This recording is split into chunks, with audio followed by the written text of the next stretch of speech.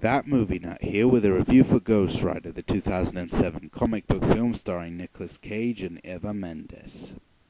The film follows Johnny Blaze, a daredevil motorbike rider who years earlier had made a deal with the devil in order to save his father. However, the deal backfired, and as a result, Johnny owes his soul to the devil. Years later, Johnny meets up with the girl that he once loved, yet at the same time, also has a reunion with Satan, who forces him to become the Ghost Rider to catch his wayward son, Blackheart, who is intent on obtaining a mysterious thing called the Contract of San Venganza, which will give him the power to rule the world. Effects-wise, the film doesn't disappoint. There are plenty of great money shots and whatnot in here of Ghost Rider on fire with his bike, and it looks fantastic. This is the area of the film that cannot be faulted. Ghost Rider looks incredible.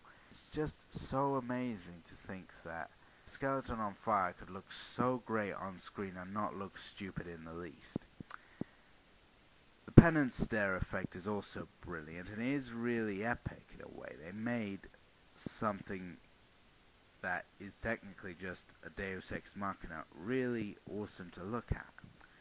Its use, however, is a different matter, but regardless, it's a great effect, and overall, the visuals and the effects do genuinely work. The cast all do decent jobs, with Peter Fonda and Sam Elliott being the highlights of the film. Peter Fonda as Satan is an interesting idea. He doesn't play it over the top, nor does he play it as very brooding and malevolent. He plays him more like an old Western villain, being very subtle and calm while at the same time hiding a very destructive and angry persona. And that is genuinely good. And of course Sam Elliott as the caretaker is always great to see on screen. And to be honest, while the lines he is given are not that great, it's always fun to have him around a movie. Nicolas Cage and Eva Mendes, on the other hand, are okay, but I just don't buy Nicolas Cage as a daredevil motorbiker. He looks too old. That's the big problem. In the comics, Johnny Blaze is a teenager or a young man when he becomes Ghost Rider. Nicolas Cage looks too old, and I can see that they were kind of trying to combine Johnny Blaze and Danny Ketch, the later Ghost Rider, but it just jars. It's not a big deal, but it just sort of annoys me. The actor who plays Blackheart, the Devil's Son, is alright as well, and so are his henchmen, the Fallen, who are angels that were thrown out of heaven by St. Michael years ago when they rebelled against God. They're all decent, but they're not very memorable, and it has to be said, the Blackheart here is not played at all like his father. He's not smooth and suave, but rather just more of a whiny brat who's upset that he doesn't get to run things. And while the actor doesn't give a terrible performance, he is very unmenacing villain. He's menacing for a few seconds, but he ultimately becomes more like a whiny brat who moans and complains at his father. The music is pretty standard in and of itself. It's a mixture of western and rock, and while it's not terrible, with the highlight being the transformation sequence music, which is absolutely fantastic, the rest of the score is serviceable. It's not Batman or Spider-Man. It's okay. However, the script is where the film falls down.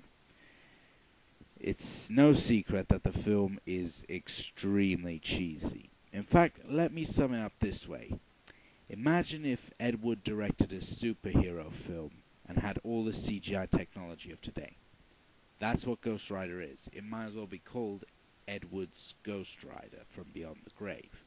That's what it is. It has the same cheesiness of the Ed Wood films, though it's not through bad acting or crappy effects, but rather just the tone. It just has that same cheese factor. In a way, it's not terrible. It works to the film's advantage by making it enjoyable, but the problem is cheesiness in a film which has things like Satanism and religion and God and just trying to be a good person and curses. It just doesn't fit. It just feels like there was so much in here that they wanted to do, and it just feels like they didn't have the full to really go ahead with it. They just didn't have it in them to really go the full mile with these ideas of redemption and sort of coming out of a bad life, you know. And what's worse is the fact that they toned down Johnny Blaze's character. They didn't make him very hardcore at all, the kind of guy you would expect would be the Ghost Rider. I get the idea that he's supposed to try to put the devil off his trap by doing cutesy things like watching chimps on doing karate and eating jelly beans, but it kind of destroys the seriousness of the character. I mean, when he's Ghost Rider, he's awesome, but when he's Johnny Blaze, he's just not that interesting. It just doesn't feel like it fits. A guy who eats jelly beans who becomes the devil's bounty hunter. It just doesn't gel, and the love relationship between Johnny and Roxanne doesn't feel very strong either. It just feels too cheap. It just feels too sudden-like. They haven't seen each other in years and then they fall in love all over again. It just feels too cheap. And of course, the ending as well. This is another film, much like Imaginarium, where the ending is what really screws the film. It feels cheap. You have the big final battle between Ghost Rider and Blackheart, albeit a super form of Blackheart, which I won't give away, but basically the final battle is cheap. It's not even a battle. All Ghost Rider does is just, well, I can't reveal it, but essentially he does a Deus Ex Machina move, and that's what defeats Blackheart. And that feels real cheap because, you know, we've had all this talk about this up to this time of what happens if Blackheart gets the contract of Sun Vengeance and how he will be unstoppable.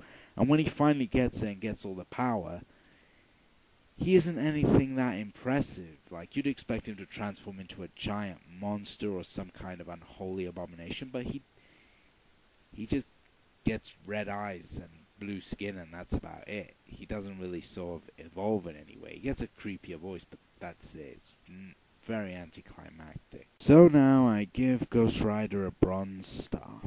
This could genuinely have been a great film. As it stands now, it's enjoyable, but really, I would recommend renting it. It's nothing that you really have to own or be proud of. It's cheesy fun, but that's about it. Don't expect anything deep when you watch this film.